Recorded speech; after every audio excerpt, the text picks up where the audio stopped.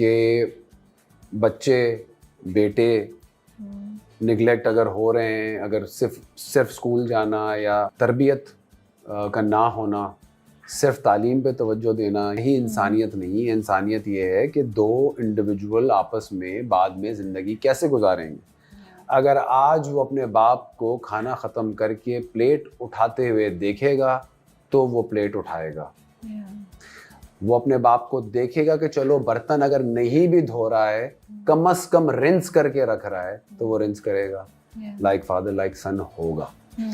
अगर फादर की for some unfortunate situation presence नहीं है, तो फिर जो भी लोग अराउंड हैं उनको इस बात को समझना है कि कल को ये शख्स जब एक औरत के साथ इस तरह की सिचुएशन में होगा तो कोई ऐसी चीज़ नहीं होनी चाहिए जिसको वो अपना हक समझ के गलत तरीके से इस्तेमाल करे। क्राइम को क्राइम समझना चाहिए और इंसानियत को इंसानियत समझाना चाहिए बच्चों को, वरना इस तरह की अनगिनत सिचुएशंस हमने सुनी है, देखी हैं और सुनते ही रहते हैं, जो कि बहुत ही अफसोसनाक होती है। लड़कियों की, लोगों की ज़िंदगियाँ भी गई।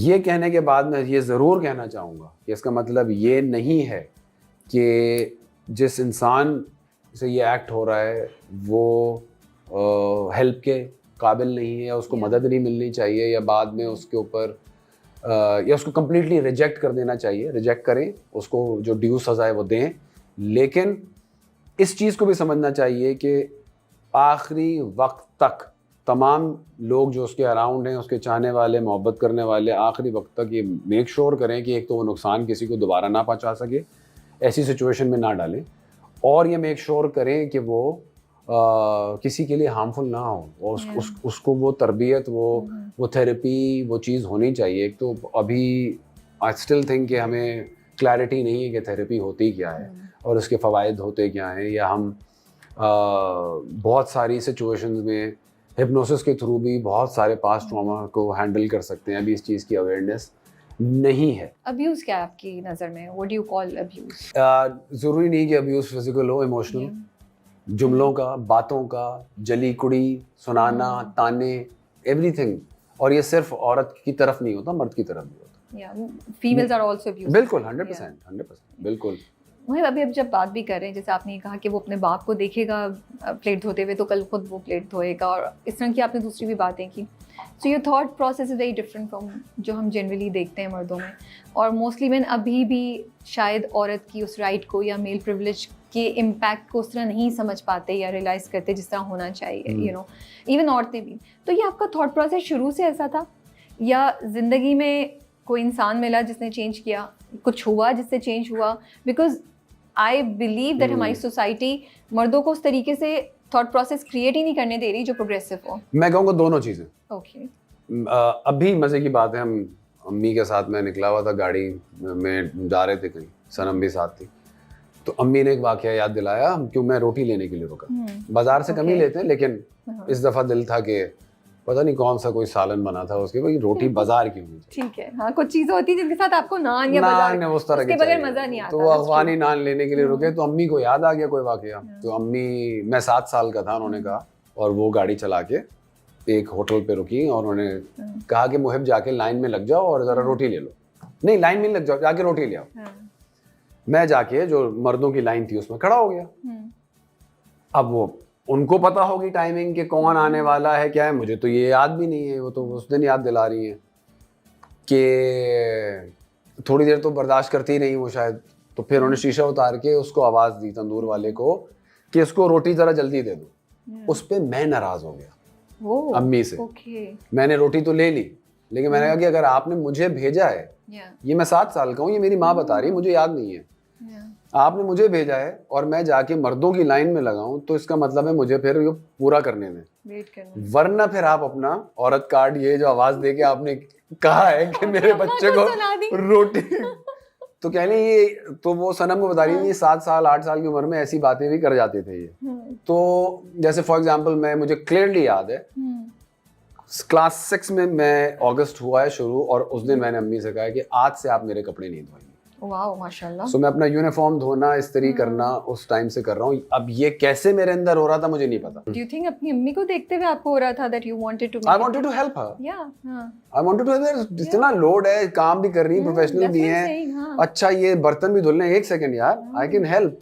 और लेकिन मैंने अब्बू को भी देखा करते हुए। सो अब्बू अगर उठ के जाके अपने बर्तन रिंस कर रहे हैं, वो कर रहे हैं, तो I am seeing my father के किचन टेबल। फिर आपने दोनों चीजें देखी ना? जी बिल्कुल देखा, और ये भी देखा कि अगर अब्बू किचन में आए तो उनके हाथ पांव नहीं फूल गए, मुंह नहीं बना रहे, गुस्सा नहीं कर रहे। गुस्सा तो दूर की बात है, वो ऐसे हो जाते नम कि अब किचन में आए तो हाथ यूं हो गए लोगों के, मेरे दोस्तों के। मैं क्या हुआ, हिलना हिलना मिलना जो खत्म हो गया क्या, कि अब फ्रिज नहीं खुल सकता क्या, सब्जी बाहर नहीं निकल सकती, आओ काटते तो करते थे। लेकिन अपने दोस्तों में सबसे ज्यादा किचन में अगर कोई फ्रूट काटना है या कोई थिएटर प्ले कर रहे हैं और उसमें फ्रूट कटना है तो आप काटते थे? जी, मेरी तरफ ही देखा जाता था। तो मैं अपने सबसे ज्यादा दोस्तों में शायद मैं ही सुगड़ हूँ।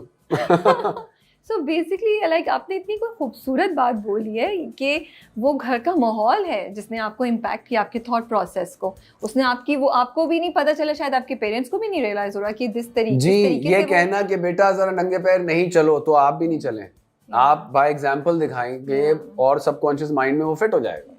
बजाय इसके कि आप टें टें चैं चैं करते रहेंगे, उससे कुछ नहीं होगा। तो ये कहना कि आज के दौर के हिसाब से बच्चे को ये कहें बेटा ये नहीं करोगे, तो इसकी कोई गारंटी नहीं है कि वो करेगा। गारंटी इसकी है कि जो आप कर रहे हैं वो कॉपी पेस्ट हो रहा है, ट्रू, इसकी गारंटी। तो आपने कहा दोनों चीजें, तो दूसरी चीज भी है कि you met someone or you saw somebody in your life who inspired you, जिसकी वजह से भी आप thought process change किया या क्या? From दादी to my both wives to सारी सिचुएशन, सारी empowered औरतें ही मेरे अराउंड रही, मेरी माँ, तो जाहिर है सब सारे ये लोग कैरेक्टर्स ही हैं। मेरी बहन को मेरा ये कहना कि अब तुम जा रही हो, बस अब कुछ बन के आना, तो ये सारी एम्पावरमेंट ही है जो मैं दे भी रहा हूँ और मुझे मिल भी रही है।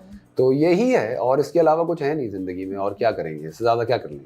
नहीं बिल्कुल सही कह रहे हैं, बट ये कहने में चीज़ें छोटी लगती हैं, मुझे लगता है ये बहुत बहुत बड़ी बातें जो आप कर रहे हैं, और it makes me think, and अगर आप इस पे शेयर करना चाहें अपना थॉट प्रोसेस, कि एम्पावर्ड वुमेन से अगर एक मर्द इंटरेक्ट कर रहा है या वो घिरा हुआ है, तो उसका थॉट प्रोसेस कैसे चेंज होता है? वो इनसिक्योर नहीं होता, उसकी सिक्योरिटी और बढ़ती है? क्या इम्पैक्ट और किस तरह पॉजिटिव चेंज एक मर्द की ज़िंदगी और पर्सनालिटी में आते हैं अगर उसके गिर्द जो औरतें हैं वो मजबूत हैं और वो स्ट्रॉन्ग हैं? मुश्किल टॉपिक है ये, और इसलिए मुश्किल है क्योंकि इसमें 3 चीज़ें मेरे हिसाब से इन्वॉल्व हो जाती हैं। एक रिलीजन, जो कि एक ख़ास तरीके से परसीव्ड है, फिर उसके बाद अना, जो कि गलत तरीके से फ्यूल हुई है, खास तरीके से परसीव्ड, गलत तरीके से फ्यूल्ड, और फिर माँ। Everything boils down to the mother. अगर माँ बोलेगी कि माँ को देखेगा कि माँ फाइनेंशियली इंडिपेंडेंट है, माँ का अपना बैंक अकाउंट है, माँ जाके कोई डिसीजन ले सकती है, किसी पॉइंट पे किसी को ना कह रही है, नो कर रही है, बाजार के अंदर किसी का दिमाग ठीक कर रही है, ये सारी चीज़ें देखेगा लड़का, तो वो फिर वो सपोर्ट करेगा अपनी औरत को, इनसिक्योर नहीं हो जाएगा। लेकिन अगर माँ दबी हुई है और अब्बा ने दबा के रखा हुआ है, या जो भी उसको कहें आप, लेबल जिस तरह भी कहें, मजबूरी है, अनफॉर्चुनेट है, कल्चर है, रिलीजन है, XYZ, जैसे भी उसको आप लेबल करें, जो भी देखेगा वही रिपीट करेगा। बस यही है, इससे ज़्यादा तो और कुछ भी नहीं कह सकते।